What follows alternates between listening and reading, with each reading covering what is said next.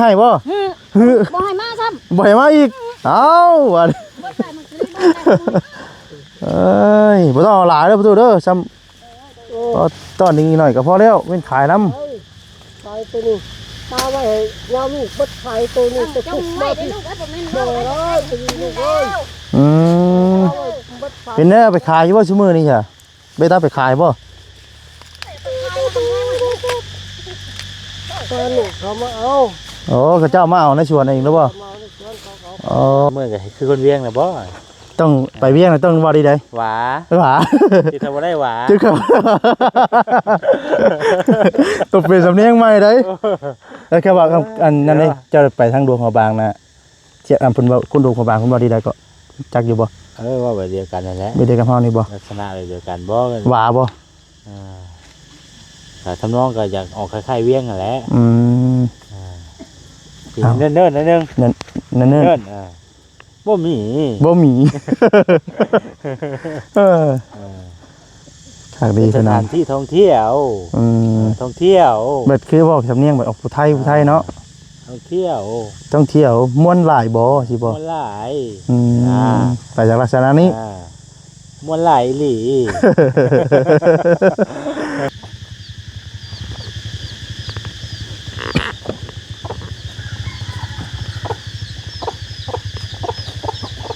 มาแล้วเนาะเต็มใจแล้วว่าบัดนี้จังหวะนี้นะเขาไม่สิเต็มใจฮะพอแล้วนี่กะ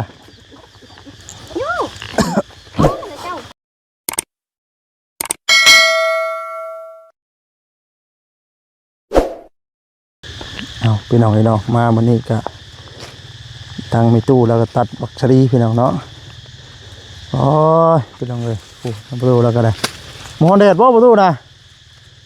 มองแดดบ่คือแก้เสื้อนะเอาสบายดีเด้อไปตู้เด้อโอ้ยมาวันนี้ก็ตัดบักชะนีต้อนอีกแล้วเนาะพี่น้องเลยย่ามักชะลีเบิดเป็นนี่เลยโย่บ่ได้อีกพิดกันยังไงเลยบ่เอ้าบาทนี่โอ้ยยันบ่มีของต้อนบ่เฮียงอะไรเนาะทำบักชะนีเบิดนี่บ่เตรียมใจให้บ่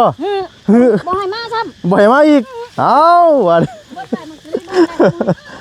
เอ้ยบ่ต้องเอาหลายเด้อประตูเด้อซ้ำตอนนี้หน่อยก็พอแล้วเว้นขายน้ำขายตัวนี้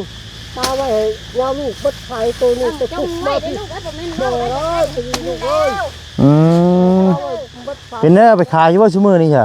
เบต้าไปขายบ่ตอนนี้เขามาเอา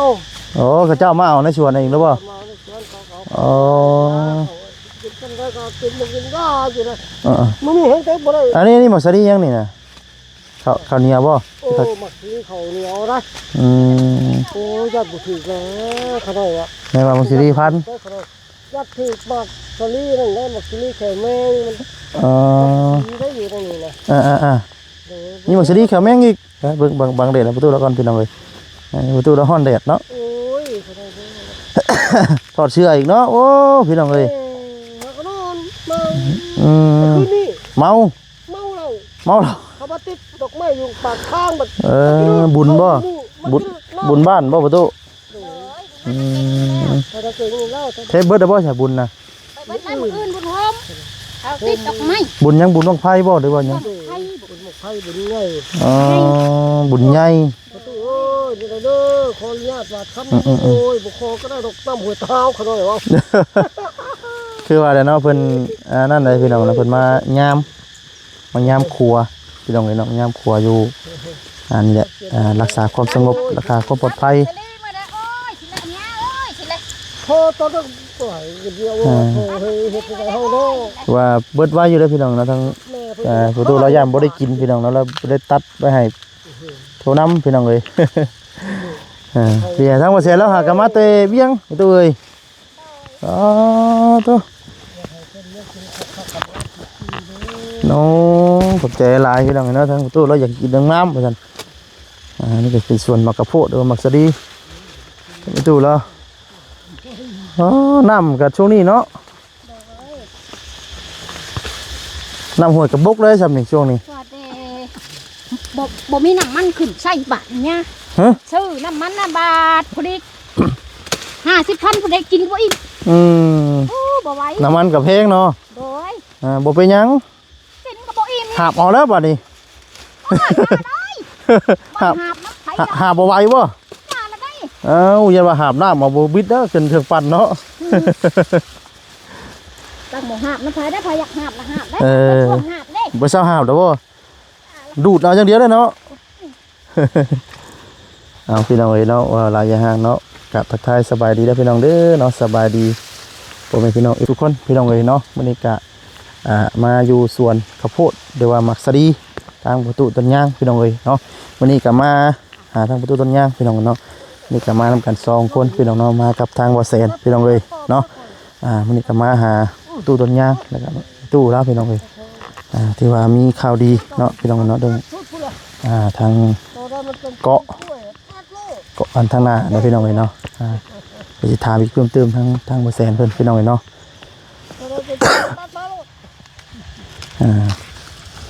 ตัวห้อนได้พี่น้องเด็ดขนาดพี่น้องเลยเดี๋ยวหาเลาะเบิ่งก่อนตัวมักตองมังแตงเบิดแล้วว่ามีตู้ค่ะ แตงก็ยังหมักคั่วก็ยัง โอ้ ยังบ่ทุกสิ่งทุกอย่าง บ่าบ่มีน้ำพดสิว่ายังว่าย่างอยู่เอ้าจะแห้งหมดแล้ว จ้าน้ำสัตว์ โอ้ถ้ามีตู้แล้วมีตู้พอแล้วนะมีตู้พอได้หลายละ ไม่พอแล้วยังมาเต็มชอบเฮ้ย ยังให้เต็มชอบผู้เอ้าจงไปขายน้ำ ไปก็ขายไปปัจจุบัน นี่ก็ยังโอ้ยทำ บ่เต็มชอบบ่เต็มจะให้บ่ได้นี่ บ่นะบ่ให้ บ่ให้ บ่ให้ซ้ บ่เต็มชอบบ่เต็มใจให้ได้พี่น้องแต่ว่าต้องเต็มชอบกันบ่ซั่น ำบ่ให้ซ้ เอ้ยพี่น้องเอ้ยเนาะทำว่านี่แหละมาทางตู้แล้วพี่น้องตู้ต้นยางพี่น้องเอ้ยเนาะมามื้อนี้ก็เรื่องนี่แหละฝังต้อนอยากให้ได้กินน้ำบ่ซั่นพี่น้องยันเบิดช่วงก่อนพี่ซั่นช่วงนี้ยันบ่ได้กินเลยเนาะ โอ้ยมันน่าจำอีกว่าบ่มาบ่ได้สิเลย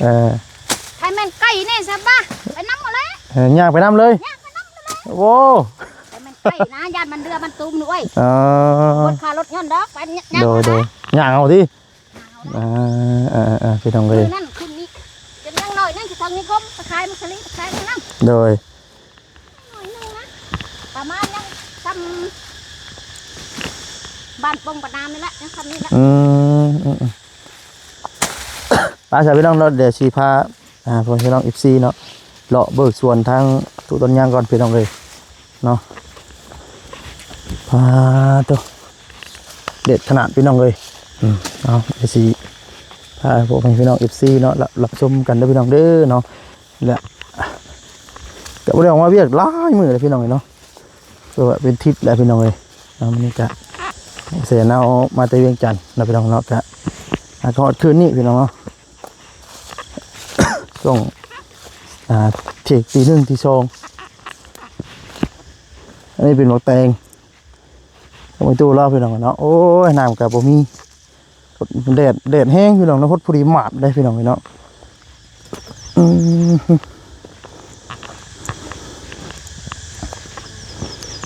โอ้พี่น้องเลย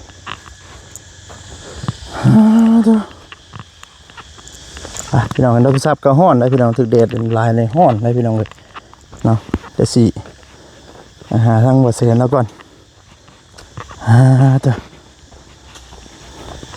ถามแล้วก่อนพี่น้องเลยเนาะว่าเที่ยวเวียงเป็นได้ไรพี่น้องเลยเนาะมุสดีก็บ่ได้ไปน้ำกันได้พี่น้องอยู่บ้านก่อนเพราะว่าต้องมีอะไรมุสดีก็ต้องปรุงเนี่ยพี่น้องเลยต้องเผาเมียแต่เมียต้องเตะก่อนปาดแต่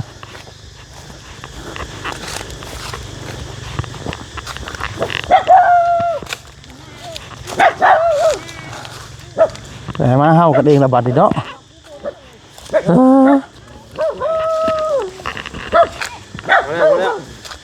มาแล้วไปตู้ บายดีพี่น้องเอ้ย ใบเด้หน้าคุ้นๆแท้เนาะแม่นบ่เซนบ่นี่ เจ้าหน้าคุ้นปลาล้อ จำบ่ได้เด้จำบ่ได้เด้ เป็นเวียงนะมื้อก็คือคนเวียงนะบ่ ต้องไปเวียงน่ะต้องว่าดีได้ หวา หวา ที่ทำบ่ได้หวา จึกครับต้องเป็นสำเนียงใหม่ได้แล้วแค่ว่าอันนั้นนี่เจ้าไปทางดวงหัวบางน่ะเสียอันเพิ่นว่าคุณดวงหัวบางคุณว่าดีได้ก็จักอยู่บ่ ว่าแบบเดียวกันนั่นแหละ ไม่ได้กับเฮานี่บ่ ลักษณะแบบเดียวกันบ่กัน หวาบ่ แต่ทำนองก็อยากออกคล้ายๆเวียงนั่นแหละ อืม เนิ่นๆนิดนึง นั่น เนิ่นบ่มี บ่มีเออขากดี ส ขนา ถา ด นที่ท่องเที่ยว อืม ท่องเที่ยว เบิดคือบอกสำเนียงแบบออกผู้ไทยเนาะ ท่องเที่ยว ต้องเที่ยวม่วนหลายบ่สิบ่ มวนหลาย อืมไปจากลักษณะนี้ มวนหลายอีหลี พี่น้องเอ้ยเนาะ อันนี้แหล้ว วันนี้ก็ถามก็รู้สึกบ่แซนพี่น้องเนาะเป็นนี่ได้อันขี่สลิงเจ้าบ่ย่านบ่ โอ้มวนได้ ม่วนบ่ บัดนี้มีที่เร่งอยู่ไทยก็ขี่รถไป ป่าเจ้าตะกี้อัน ญาติที่ ตะกี้ไปเห็นอู้ย่านแท้ว่าซั่นบ่กล้าขี่แล้วว่าซั่นไปวันนี้เขาเห็นในคลิปเอ้าบ่เสียก็ขี่สลิงเลยฮะ คือกล้าขี่ คือขาขี่ถ้าบ่ย่านขาดบ่ว่าซั่นคักกันเนาะแม่นถ้าโกโก้ไป น้องโอ้โหที่ เบรกว่าซั่น ขับอยู่มวนอยู่พี่น้อยเนาะ สูงซะบ่นี่ ทำปลายไม้นี่พุ่นแหละ ปาตัว บ่ได้ตำได้ว่าจะดีเด้ ขอเบิ่งในคลิปคือต่ำนี่ โอ้แม่นได้ในคลิปเนาะ คือเฮ็ดซาปลายไม้ตัวนี้ เวลาถ่ายกล้องที่มันไก่มันบ่ได้มันก็คือใกล้เนี่ยมัน อีกแบบนึงเนาะ ก็คือเขายืนอยู่นี่เขายืนหาประตูนี่เขาถ่ายว่าถ่ายกล้องเนาะถ่ายกล้องเลนนี่เลนทำเลนใกล้นี่ว่านั่นก็คืออยู่ใกล้ๆนึงนี่แหละ เสียเนาะแต่จริงบ่ไกลๆเนาะ โอ้เป็นเท่าไรเมตร ปลูก50 เมตรพุ่นแล้วนี่หากะมาพี่น้องทางบ่เสียเนาะก็หากะมาฮอดจังมุงก็คืน คือนี่ฮอดเซเว่นบ้านเฮาก็บ่ายโมงครึ่ง บ่ายโมงครึ่ง เป๊ะเลยขี่รถตั้งแต่4 โมง4 โมง5 โมงวันนี้แหละออกมาแต่พุ่น ซ้ำนี่บ่ วันเดียวนี่แหละ วัน4 โมง ถ้ากินข้าวแล้วก็4 โมงเลยข้าวแรงข้าวตอนแรกก็ออกมา 4 โมงครึ่งเกือบ5 โมงอะเนาะ นี่แหละออกมาแต่ฮอพอดีฮอว่าอย่างนะ พิธีพันธ์บ่ ฮอพิ พิธีอย่างเงี้ย ฮอพิทะพันศิลปะบ่ ศิลปะ หรือว่าท่องเที่ยวเนาะ งามพี่น้อง เกือบป๊อพี่น้องเอ้ยจังหวัดเสนพุ่นไปรอบนี้เอาของฝากของต้อนมาลายดีอีเบิดพี่น้องเนาะ อิ่มทั้งท้องอิ่มทั้งดินเที่ยวโอ้ โอ้ยเนาะเบิ่งในคลิปก็อิ่มค่อยก็ได้โอ้ยนั่นเด้คลิปก็ม่วนเด้ ได้ไปย้อนทางผู้ใหญ่ผู้ใหญ่เพิ่นข่อยก็ได้ครับว่านั่นก็คือสิบ่ได้ไปดอกพี่น้อง โดย คือสิบ่มี เพราะว่านี่ใส่เงินจำนวนหลายเนาะว่าซั่นเนาะ โอ้ย ถ้าว่าบ่มีเงินนี่ป้าก็ว่าเติบนึงได้เติบนึงอยู่ เครื่องแพงค่าของอย่างต่างมันแพงอะนะว่าจะดิก็ได้อยู่ มันก็อยู่ในตัวเมืองเนาะตัวเมืองท่องเที่ยว ที่ เนี่ย ท่องเที่ยว แม่นมันจะได้สินค้า เมืองหลวงเมืองหลวงสถานที่ท่องเที่ยวคนหลายก็ละคิดฮอดเจ้าอยู่ยันมื้อใดเด้ว่าแสนมาว่าซั่น พอดี7 มื้อพอดี เนาะ7 มื้อเด้อ มื้อที่8ก็มา7 มื้อพอดีเลย เป็นไปแล้วเนาะ 7 มื้อพอดีอาทิตย์นึงนะพี่น้อง อาทิตย์นึง ว่าเติมนึงอยู่เติมก็มั่วได้แหละเฮาดินเฮาหยังไปก็คือฮอดได้อยู่ แม่น ดินเพิ่น คือข้าวเดียวแล้วเนาะ ดินเพิ่นก็ว่าบ่ล้นก็คือบ่ล้นได้ว่าเต็มที่ทั้งง่ายเพิ่นก็เต็มที่นะเฮาก็ได้แบบโดย ก้อนสินะ โดยถ้าอ้ายเพิ่นก็ยังคะแนน เพิ่นสิได้มาง่ายๆเนาะ โดย เฮาก็ไปนั่นก้อนมื้อสินำเพิ่นก้อนสินะ เดี๋ยวสิได้พบกันจักปีใดวันนี้เนาะ จะพูดจะได้มีโอกาสมากอ่ะ โดย มื้อสินำเพิ่นก้อนนะ โดย ไป ซะเนาะเดี๋ยวก็เก็บมักสลีนำไปตู้แล้วก่อนไปจังเลยโอ้นักหมอ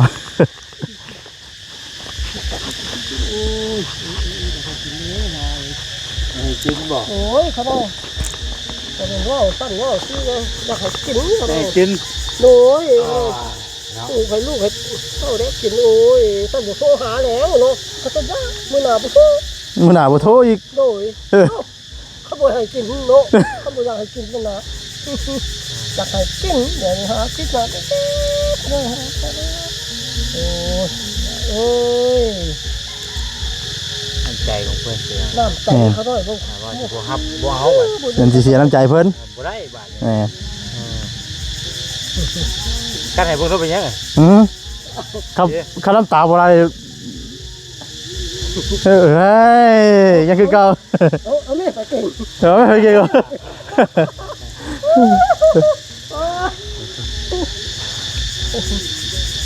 กัดน้ำตาบ่ได้500กีบก็คิดดีๆ500กีบนะ ตะกี้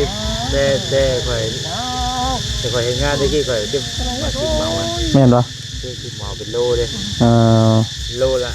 เท่าไหร่นะแต่ละ เก็บเมาบ่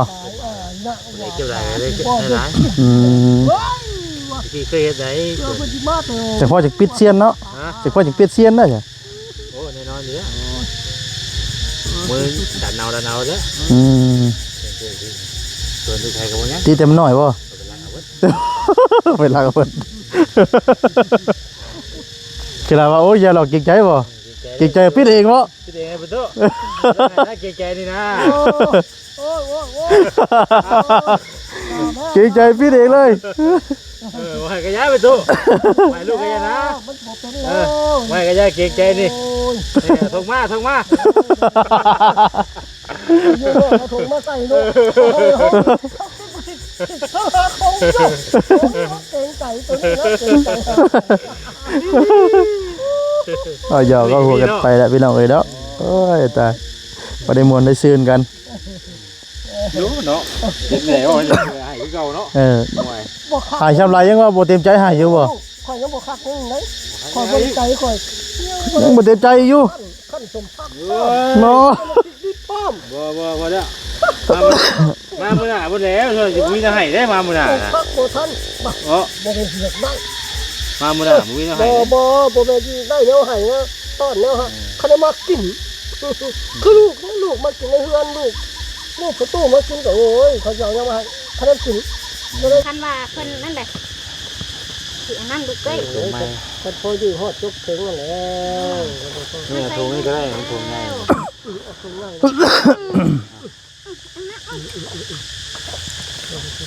ตรงนี้สิใส่หมักทั่ว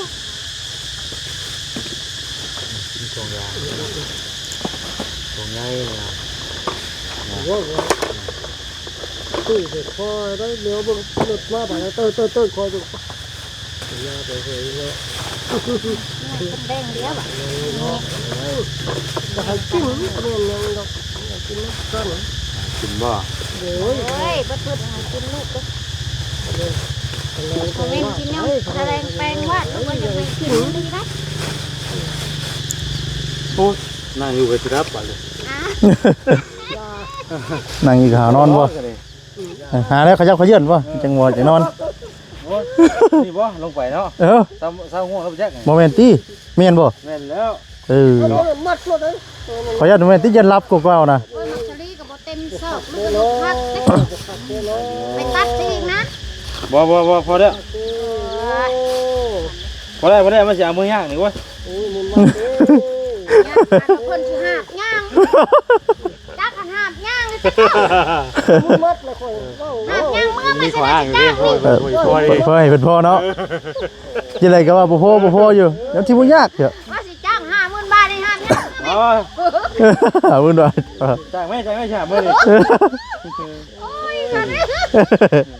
บอกว่าก็จะขโมยเนาะ จ้า โอ้ยเนี่ยเงิน50,000 60,000ก็เป็นแบบนี้แหละ สิลองหามย่างมึงบ่ คันมาบ่มาวัดนี้ รอเบิ่งหาเงิน50,000บ่ เงิน50,000เนาะ ย่างมาก็ท่านค่ำนี่บ่อยมาบัดนาบ่อยมาตอนตะเวนนี้เพื่อสิหาหันหานี่ มันฮ้อนแล้วประตู ต้นก็ยาเนาะเลยอยู่นี่ ห่อนก็ยาย มันลอยอยู่กับน้ำพายุโอ้ยพอได้นั่น ในบ้านที่เฮ็ดได้สิฮู้จักง่ายมาในลูกเสื้อนั่นเนาะ ฮะ อั พื่อได้เศร้าได้ยัง ก็ เศร้าดินบดนั่นบดบัดแพงลูก มาเช่าเท่าไหร่ เศร้าแสนห้าเด้ 250,000 เศร้าแสนห้า 2,500,000 โดยตามเศร้าไล่เบิ่ง บ่หน้า10บ่หน้า10ไปแล้วหน้า12บ่อาทิตย์เนาะ หน้า10หน้า10 ต้องมาแล้วก็ได้ผู้ต้องให้คนที่ก็ เสาเฮ็ดอันนี้บ่ก็เกยมานี่บ่ คันบ่มีก็เอาจำเป็นแล้วเอา เอาเบิ่ง แต่มันบ่มีไม้เนาะ โดยคัน สร้างเพิ่นไว้เอาจัก3เมตร50บ่ 3 เมตร 50ก็ต้องว่านะครับ3 เมตร 25 3 เมตร 25 เพราะว่ามันบ่ได้มีพื้นให้เฮาเฮ็ดสูงไว้ โดย3 เมตร 25ใช่ไหม เพราะว่าถ้ามันเดินไปอย่างเฮาก็พังลงเนาะ โดย เนี่ยเราเอาหญ้าบ่ไว้เด้ ฟังมาย่านน้ำท่วมก็ได้ เอาหญ้าเพื่อไว้เด้เพราะเอาตำเพื่อไว้ตำไว้มันบ่ ได้อีกแล้วกันเศร้า 250,000บ่ 250,000 อันนี้เป็นหน้าหยังหน้า12บ่ เปล่าเองแบบแรงปุ๊บเป็นว่ามาสู้ มันก็คือว่าเฮามันก็ต้องได้ใช้น็อตเด้หรือว่าเอาเป็นนั่นเอาเด้อ เป็นว่ามันมีงาน เป็นนวด ได้เป็นว่า เอาเป็น เป็นลวดเอาใช้กอดกับไม้เอา ลวดก็ได้มันจะง่าย โดย โดยโดย กอดใจกับไม้เอาเนาะ เขาดินเขาจะว่าสิพอได้กับทั้งเขา อยู่บ้านนี้ ก็สิบันเอ เพราะว่าก็เอาเป็นบางแล้วเอาน็อตจับเอา นอดหันเอาติ เอาเป็นบากก็ได้ เพื่อนละ บากข้างกับบากหน้าบากข้างกับบากหน้า มันจะง่ายแล้วเนาะ ก็มันงานที่เรา นอดหันแล้วเนาะ เลยกับครบเลยก็ได้ 2.5คูณเอา3เสาหรือเอา2เสาบ่เนาะ กว้างแต่บ่ซะ นี่เด้ ช่วยเฮือนนี่เด้อบ่ โดย สองเสานี่มันนั่นได้บ่เห็นเอา3 ต้องหุงแล้วอีกว่าอยู่ท้ายต้องหุง ต้องได้บักเอาแหละ เอาเลยว่า จำเป็นแล้วจำเป็นแล้ว มา จำเป็นแล้ว คนปลูกไว้ ต้องได้บักเอาบ่ ท่านไว้ ตอนเอา ทำเขาด้วยย่าอย่างเงี้ยเห็นบอกฝนตกกินปกติ 750,000 3เสาเขาว่าก็ดูสร้างอายุนี่ว่าจะลา นี่ใกล้เนาะ เอ้ย เอ๊ะ เอาทางเข้ามานี่ บัดแพงอันนี้ เราเสาอยู่แม่นบ่ โดยแพ เรา งตัว เรา นี้ ใส่เป็นบ่ได้ครับบ่ได้ ถามได้บ่พ่อตู้ไปถามได้ เขาแค่ อื แส ม นที่เขานะเขาต้องเอาบนอื่นเขาขอน้ำลูกน้ำหลานน่ะแล้วขอน้ำบ้านน้ำเมืองเขาบ่มี อืม เขาก็ว่าเขาให้เจ้าอยู่ซื่อได้สำนี้เขาว่าเขาให้เจ้าคือบ้านคือเมืองนั่งอยู่ผู้พระเลยเล็กน้อยสิได้เขาว่าคนพื้นคนกำลังให้เขา โอ้พี่น้องเอ้ยเนาะทางแม่ตู้แล้วครับประตูไปตัดเนาะให้อีกพี่น้องเอ้ยเพิ่นยังบ่เต็มใจให้ว่าซั่นพี่น้องเอ้ยไปตัดเติมอีกจะคู่นึงว่าซั่นอ๋อพี่น้องเอ้ยเนาะเพิ่นก็เป็นน้ำจิตน้ำใจของเราพี่น้องเอ้ยเนาะเอ้ยแล้วก็จุงไว้ให้ว่าซั่นพี่น้องเอ้ยเด้อโอ้สองเท่าแล้วอะไรพี่น้องเอ้ยเนาะจะไปสิโชว์ให้เบิ่งโอ้พี่น้องใส่ง่วยอยู่พี่น้องเอ้ย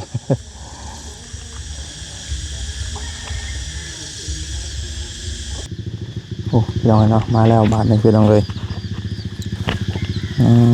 เด้อโอ้พี่น้องเลยเนาะทางตู้แล้วกับทางประตูเกิดคอยน้ำคุนึงเหมือนกัน พี่น้องเลยเนาะก็เป็นน้ำจิตน้ำใจทั้งมีตู้แล้วอยากให้กินนั่นแหละพี่น้องเลย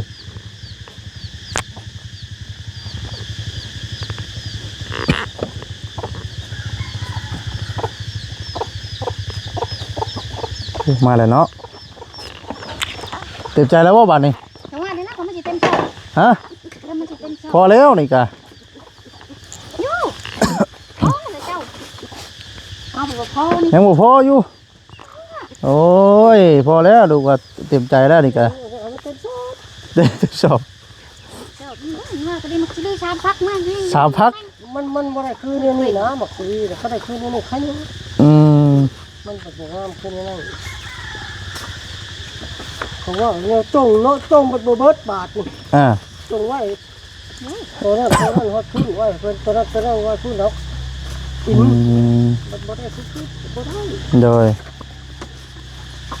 ซึ่งก็เป็นทรงเนาะพุทธบาทครูบาแหละเนาะบาทพระบาทจั่วไปขึ้น โอ้สั่งกับบอกคล้องโทรคนไว้ไว้อยู่แล้ว โอ้ลูกเสีย อย่าให้กินนะลูก ไป ไป ไป สิอันนี้สิมาเด้สิได้สิเบิดแล้วสิ น้องตุ่มละ ตัวพี่น้องดูเนาะ ต็มสอบบัดนี้ บ่บักคักคนให้เต็ม ยังบ่คักอยู่เอ้าเต็มสอบเลยก็เต็มใจแล้วว่าบัดนี้ยังบ่คักอยู่ แต่ก็มันจะ40โลเนาะมัน เต็มเลยเต็มช่อง เต็มสอบได้เงินมันยังบ่เต็มใจอยู่ว่าซั่นโอ้ฮ้อนน้องอีก โอ้ยเดี๋ยวดีใจแล้วนี่ค่ะฉันนี่ก็ได้ลูกก็ได้เป็นยังไง หลายแท้ว่ะ นั่นแล้วท่านก็บ่ปลูกแล้ว ท่านบ่โทรหาขโมยไปกินแล้วบ่โทรหาซ้ำ โดย บ่โทรหาโอ้ยโอ้ย โตหาบัดอยู่เวียงไปโอ้ยบ้านแห้งยับขึ้นไปว่ะแห้งคักมันแม่นอยู่นำมื้อนี้อยู่เวียงพุ่นตายบ้านนี่ว่ะ ตัวละหากะลงมาฮอดนี่ เด้อว่าอยู่เวียงไปได้ตู้ไว้โอ้ แล้วก็พุ่งตรงมาพี่เลยมาหาทั้งมีตู้เลยมื้อนี้ตัวต้นย่างก่อนบ่ซั่นพี่น้องเอ้ยเป็นได้ทั้งประตูได้คือว่าได้มีข่าวดีบ่เสียดอันก็เกยมาทั้งหน้าบ่ โดยและถูกและง่าย โดยดีใจน้ำทั้งประตูแล้วพี่น้องเนาะ โดย แต่ก็เกิดมีมันก็มีหม่องนั่งหม่องเช้าเนาะ โดย จักเม็ดก็ทางก็ออกมานี่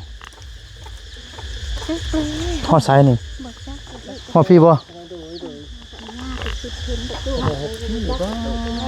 เอานี่จักเสาเฉยประตู3เสาพอดีวิทย์ตันหม่องคันใดเนาะพอดีแล้ว คนตกกับพอได้บอลแรงเขา พอได้นั่งนี่เด้พอดีคักนะ โดยเขาเนี่ยเขาจะมันพอได้แรงเขา โดยอ๋อดีใจน้ำพี่น้องไงเนาะวันนี้มาหุ้งเลยครับวันนี้ บักเอาไว้ บักออกบ่เสียใจบ่ ยา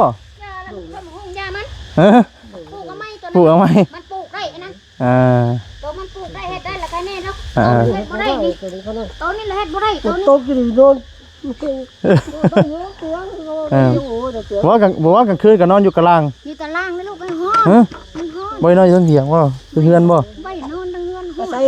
เขาเป่าไฟอยู่นี่แล้วตัวเขา บ่ได้ต้มหมักชะรีบ่ โดยต้มไม่ต้มมื้อนี้ตะก้าวบ่ต้ม ตะกร้าต้มขายบ่ตะกร้า โดยต้มขายลังเทื่อ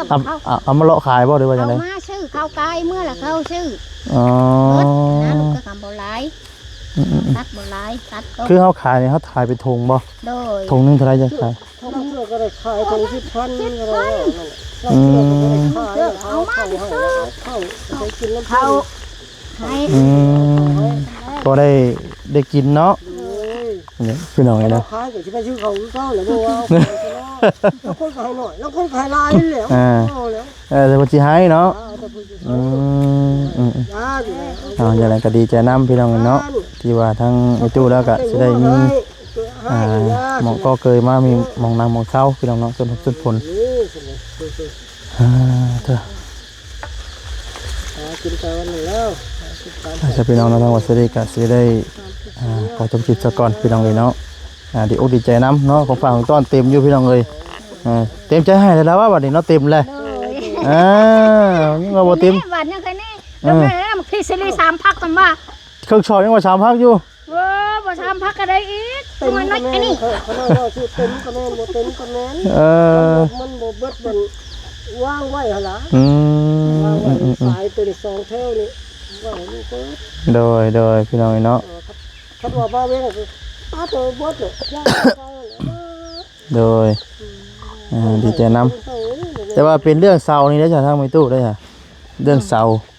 เสานี่แหละเสาดินนั่นแหละคำสาเสาไม้มัน สาไม้บ่มีบ่ มีกับมันบ่งามลูกก็ต้องก็แดงว่าตะขี้ไล่ใช่ปะ ไปเบิ่งได้บ่ถามเพิ่นได้บ่ ถามทั้งเพิ่นเอามาก็สิเอามาให้แล้วบ่ ตัดเลยเสาไม่เชื่อตัดมาก็มันก็ มันบ่เป็นใช่ได้บัดยักหน้าค่าบัดชุงอีกบาทนี่ โดย อยากซ้ำกันกับเสาดินสั่นโอ้ยลูกมาจาก ตัวนี้แล่นมา เว้าลูกสิเลย โดยยังได้เสาแล้ว ก็เป็นทางรักผู้ใหญ่เนาะทางอยู่ทางอุบลพี่น้องเนาะทางทีมงานโดยทางบ่แซนเฮาได้รับเป็นหน้าที่เป็นสะพานบุญให้เนาะเฮ็ดก็เกยเนาะพี่น้องเอ้ยเนาะ ดีใจน้ำทางมีตู้แล้วพี่น้องเลยอ๋อตัวแต่ว่าตอนนี้ยังค่าช่วงค่าสร้างทำนะบ่สร้างในบ้านมีแต่บ่ทั้งประตูไปถามมึงนะว่าทางในบ้าน ถามระบบเฮ็ดบ่ได้ใช้คำว่าเฮ็ดบ่ได้ บ่ได้บ่ ว่าบ่เป็นกับก็ได้ อืม ก็จะสิเกาะบ่ได้หั่นนะไปก็สิเกาะได้ เขาบ่นแล้วเขาว่าย่าๆเลยย่าเขาว่าความดี จักขี้ก็จังใด บ่จังนี่เกาะว่า อ่ามีแต่ให้ตั้งประตูไปหาแล้วเนาะทั้งลูกก็อยู่ไกลได้ซะ ปกติลูก เจ้าตัวว่าลูกคือเป็นไฟอย่างใจดีว่าได้ เลยโอ้ ซอยลูกเอ้ยบ่ได้บ่อนเช้าบ่ได้บ่อนชนบ่อนจอนใครกว่าอยู่ในกินกิดอนว่างหันใครกระเจ้าก็เว้าแล้วอยู่ในตู้อันนั้น อืม ตะเทวดาวัดเตางาไม้ย่างผู้ใดกกเสานี่น้อย บัดนี้ต้นมันใหญ่บัดนี้ รอดตายมัน ต้นใหญ่นั่นแล้วลงมาบัด งามันยังสิลงมาทับบ่ ว่าแต่ผู้ใดยังน้อยนึงกับลูกกับแม่นั้น อื ผู้ใด ม ยังซ้ำ สั้นละพอแห้งเนาะ ซ้ำลูกนี่กับแม่นี่โอ้ยมันจะลงทันผู้ใดบาดเดียว เนาะ ผู้ใดบาด ดีแล้วเลยเฮามีบุญเนาะ โดยนั่งดังไผอยู่นี่นะ โดย โอ้ยบ่ได้ได้สิบาทบ่ได้ได้สิได้ คนลำบากจะเทิงบาทนี่ บดบ้านนักเก่งโง่มากโอ้ยเจ้าบุขาดตายเนาะประตูเรื่องมันยากนะคือมันยากว่าหันขาดตายเนาะ บุญได้ได้ ตักแล้วตาย จำ บ้า บุญ เลย โดย เอาคันอยู่บ้านกับผมนี่นั่นนี่ดินนี่ เงินต้นก่อน ไปได้ทั้งน้องเพิ่นไปเฮ็ดเวียกเฮ็ดงานบ่ ไทย ทางลูกแม่ละ โดยโอ้กระเพื่อนไฟซ่านมันลูกเอ้ย เป็นมีครอบมีครัวเนาะ มันกุ้มเข้ากันยังหมกกุ้มลูกไว้นั่น ตัวผู้เมียเอาเมียเมีย เข้า เขา กุ้มเข้ากันยังหมกกุ้มกระเชิญจะไป ปัจจุบันนี้ทั้งน้องเพิ่นเฮ็ดเวียกเฮ็ดงานนี่ค่ะ เราเฮ็ดเวียกเรื่องเงินก็สั่งก็เสอะไปซั่นได้ อ๋ ลู อก เอ้ย อาจารย์นำมาไปทั่วไปเนาะ โดย อืม บ่ โดย ได้ โดย เอ้ยบ่ บ่ ได้ ได้ซื้อข้าวซื้อน้ำกินเด้อเพิ่นก็เลยเนาะ มันบ่ได้คือขึ้นยาอยู่นี่ล่ะน่ะลูกผู้น้อยก็มีน่ะลูกผู้น้อยนี่ก็มีเฮ็ดอะไรคือว่าเนี่ยมันก็ยาได้ จำมันนี่ หาเฮ็ดยังบ่ได้เฮา เพิ่นก็ยังน้อยอยู่เด้เนาะเพิ่นนี่ไงอ่า ข้าตีพ่อแม่ ๆก็บ่ว่าเพิ่นพี่น้องเอ้ย ดูเขาเนี่ย ว่าชาพี่น้องเอ้ยเนาะทั้งเฮาก็สิได้กลับก่อนบัดนี้เนาะค่อยคำยำแรงมาได้พี่น้องเอ้ยเนาะดีอกดีใจนํทางมีตู้แล้วก็โอ้ถือว่าของฝากของโตเต็มตึ้งเลยบาดนี้พี่น้องผู้ เต็มได้ใบพอใจซ้ำแตงก็ได้หน่อย ยังบ่พอใจให้อยู่หมกเตียงน่ะ แตง แต่ว่าเฉลี่ยพอใจให้อยู่ มักสลีก็ได้หลา พ่อย แล้วผมอยู่บดสองแถวบดจง อ๋อ สองแถวพุ่น ยังอยู่พอใจให้อยู่ซองถามทงเนาะยังบ่พอใจให้อยู่หลายแล้วนี่ก็ทั้งลูกก็เกรงใจไม่ง่ายแล้วทำนี่ก็ได้ จะเว้าทางนั้นเองบ่ให้เว้าแล้ว เอ้ย เอ้า ไปแกงดีลูกเอ้ยยังให้กินลูกเอ้ย อ่า มาตะคองชมลูกมันช้ำได้ คัน ช้ำที่ สั่น คอง โทรหาว่า คองลีรอนะโทรบ่ เลย โอ้ยคือเลี้ยงแล้ว จันกับโทรบ่นั่น นั่งว่ากันนี่ อยู่เวียงพุ่นน่ะอยู่เวียงไปตุ้ยโอ้ย อืม ไปแม่เตงว่าย่างขึ้นไปชงลาวแม่สิเลย โดย มันสิแก่มันสิทิมสิเลย มันไปกินลูก ไปถึกอยู่บ่ล่ะสิไปถึกอยู่บ่ อยู่บ่จักเลย ถามหา สาวเผา เยอะใส่โทรหา ที่ไหนเนาะ โทรหาอยู่ใช้เจ้าอยู่ใช้ย่างขึ้นไป อืม เกินไปนี่แล้วเดี๋ยวเพิ่นเราพี่จัง พี่น้องเนาะลำลาไปก่อนบัดนี้เนาะกลับก่อนบัดนี้อดกันหนาวกันได้เนาะสิกะมาเล่นน้ำไม้ แหงลูกเอ้ยความเจ็บจะได้ความไข่อย่างนี้นะลูกเด้อ โดย เที่ยวทางไกลนี่ผู้ถือหาบแต่เจ้าเด้อลูกเด้อ โด เจ้าย อาบน้ำนี่ผู้เรือสีไข่ลูกเอ้ยเลี้ยงลูกคอยลูกปากหวานลูกเลี้ยงลานคอยลานปากม่วนลูกเอ้ยอยู่ดีแห้งให้ร่ำให้รวยลูกเอ้ย โดย วะสว่างลูกเอ้ย สาธุเนาะโอ้ ใส่รักไม่ปล่อยใบลูกฝันลูกเอ้ยกันเลย สาธุโอ้ยเนาะว้าวแต่ค่อยเนาะอวยพรก็ได้พี่น้องนะบ่ได้คิดฮอดเด้เดี๋ยวนี้เนาะ พี่น้องนะดีใจน้ำพี่น้องเลย เอ้ยสั่นเลย ไป เพิ่น พี่น้อง มาหัว เนาะ หน้าเพิ่นได้สิได้ความตอบดินนี่ อืม ครับเพิ่นนี่ มีเรื่องดินอีกบ่ เอาเพิ่นว่าสิเพิ่นว่าให้ถามหั่นนะใช้ความตอบเพิ่นเพิ่นว่า เป็นนี่ได้ดินทั้งเบิด เพิ่น นี่ ว่าจะขายเบิดนี่ละ30,000เพิ่นเว้านะ 30,000 โดย มือละเบิดหัว ตามเบิดหัว จนฮอดหัวพี่เลยบ่ โอ้ย อืม 30,000เราเบิดรถเพิ่นเอาไปโลดจะกันไปทางไหนฮุบไปก็ฮุบไปสิเลยเว้าสิเลย เพิ่นเว้ามื้อนั้นบ่ โดย อืม จะขาย แต่ว่ามื้อเพิ่นอยู่บ่ใช่มื้อบ่อยู่บ่ เพิ่นค่าบุญมัน อ๋อบุญบ้าน โดย อืม คุณแหละ นี่ได้ทั้งมีตู้ถามเบิ่ง โดย ราคา ชุมลูกมาพุ่นแล้วสิได้ความตอบ อืม โดยลูกได้ความตอบอยู่แล้ว โดย เขาก็ได้ยินเขาบ่แม่นได้ใส่หน้าให้เดียว